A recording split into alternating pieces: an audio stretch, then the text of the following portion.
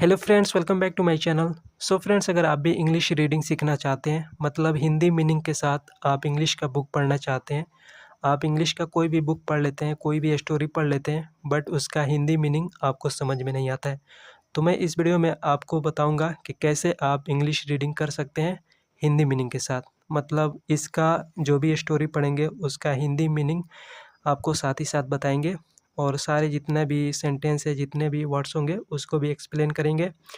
और मैं आपको कुछ टिप्स भी बताऊंगा कि कैसे आप इंग्लिश रीडिंग को इम्प्रूव कर सकते हो बहुत ही जल्द, और कैसे आप कोई भी इंग्लिश बुक को पढ़ सकते हो हिंदी मीनिंग के साथ।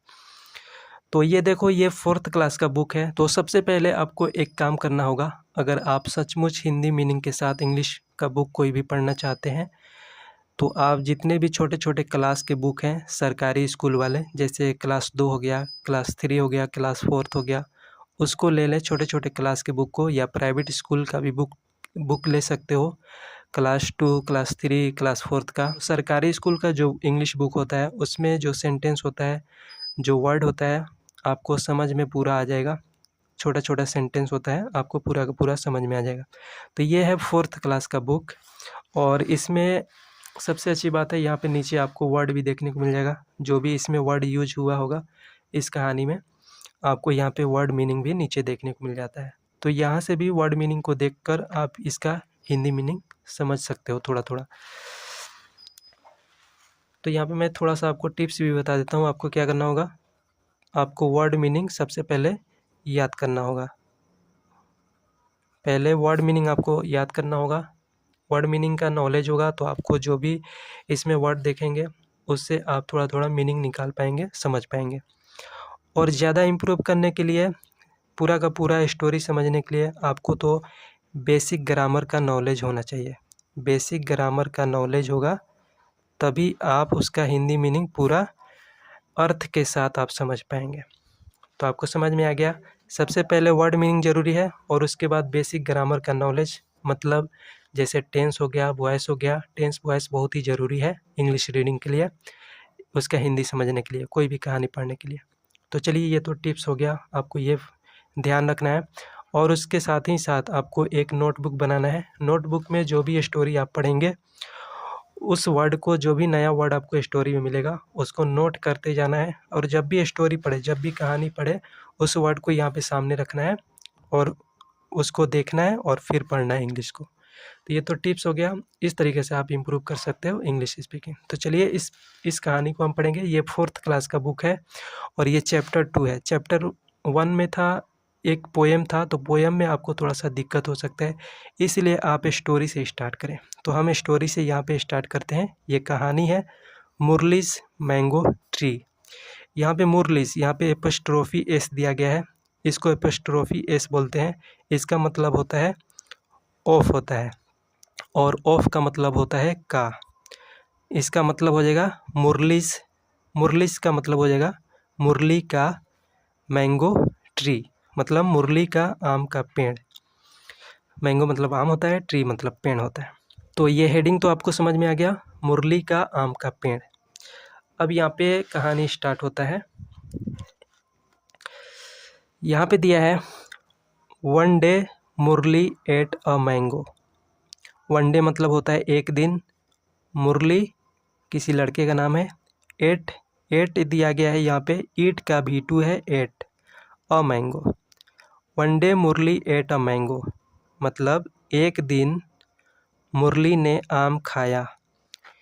ही threw the seed behind his house. He मतलब वह, अब मुरली के लिए ही लगा है यहाँ पे। ही मतलब वह होता है।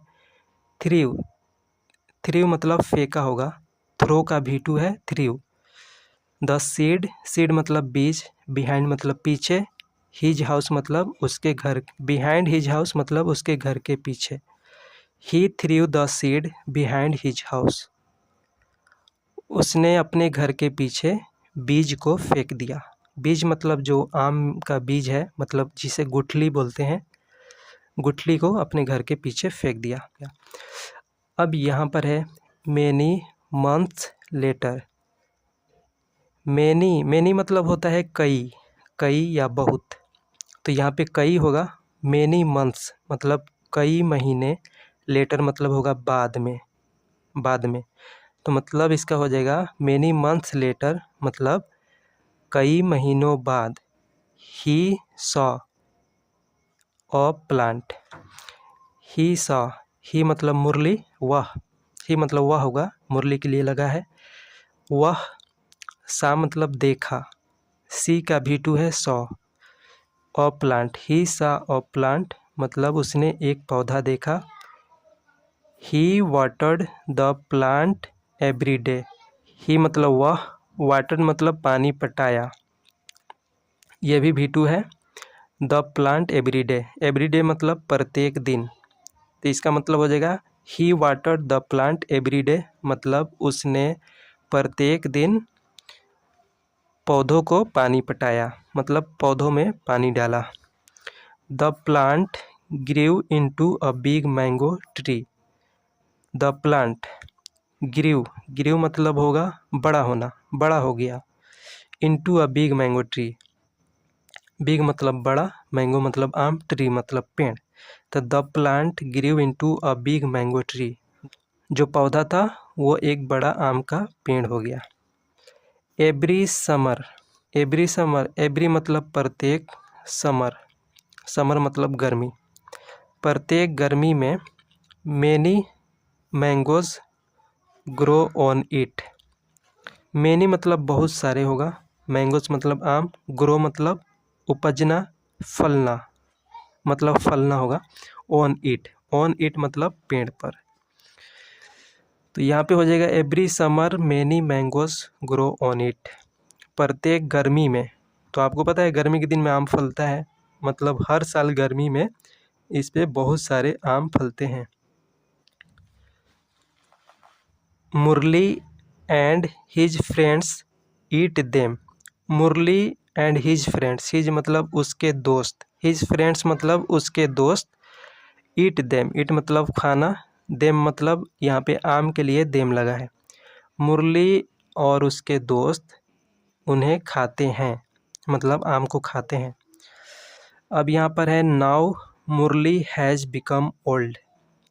नाउ मतलब अब, मुरली हैज़ बिकम ओल्ड, ये प्रेजेंट परफेक्ट का सेंटेंस है। आप टेंस पढ़े होंगे तो आपको पता होगा। इसमें चुका चुकी लगता है, चुका है चुकी है। जैसे मुरली हैज़ बिकम, बिकम मतलब होना, ओल्ड मतलब बूढ़ा, नाउ मतलब अब मुरली बूढ़ा हो चुका है। बट मतलब होता है लेकिन, but the tree gives mangoes even today. But मतलब लेकिन, गिव्स मतलब होता है देना, ट्री गिव्स पेड़ देता है, मैंगोज, मैंगोज मतलब आम, इवन टुडे, इवन मतलब यहाँ तक कि, टुडे मतलब आज।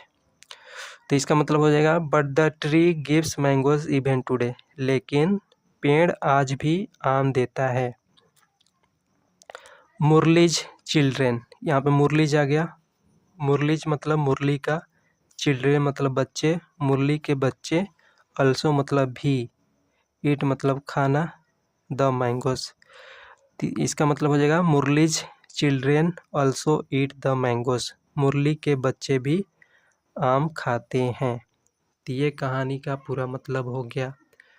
आई होप आपको समझ में आया होगा। यहाँ पे वर्ड भी दिया गया है, जो जो भी वर्ड आपको याद नहीं है, यहाँ से वर्ड को इस तरह से देखकर अपने नोटबुक में लिख सकते हैं और उसको याद कर सकते हैं। तो एक बार रिवाइज कर लेते हैं, जो भी हमने पढ़ा तेज़ी से रिवाइज कर लेते हैं। तो स्टार्ट करते हैं। One day Murali ate a mango, एक दिन मुरली ने आम खाया। He threw the seed behind his house, उसने बीज को अपने घर के पीछे फेंक दिया। मैनी मंथ्स लेटर, बहुत महीनों बाद या कई महीनों बाद। ही सा अ प्लांट, उसने एक पौधा देखा। He watered the plant every day, उसने पौधे को प्रत्येक दिन पटाया, पानी पटाया। The plant grew into a big mango tree, पौधा एक बड़ा आम का पेड़ बन गया। एवरी समर, प्रत्येक गर्मी। Many mangoes grow on it, बहुत सारे आम इस पे फलते हैं। Murali and his friends eat them. Murali और उसके दोस्त उन्हें खाते हैं। Now Murali has become old. अब मुरली बूढ़ा हो चुका है। But the tree gives mangoes even today. लेकिन पेड़ आज भी आम देता है। Murali's children also eat the mangoes. Murali के बच्चे भी आम खाते हैं। तो ये पूरा कहानी रहा। आई होप आपको समझ में आ गया होगा। तो वीडियो अच्छा लगा हो तो लाइक कर देना, और अभी तक चैनल को सब्सक्राइब नहीं किया है तो चैनल को सब्सक्राइब कर लेना और बेल आइकन को प्रेस जरूर कीजिएगा। सो आज की इस वीडियो में बस इतना ही। Bye bye, take care.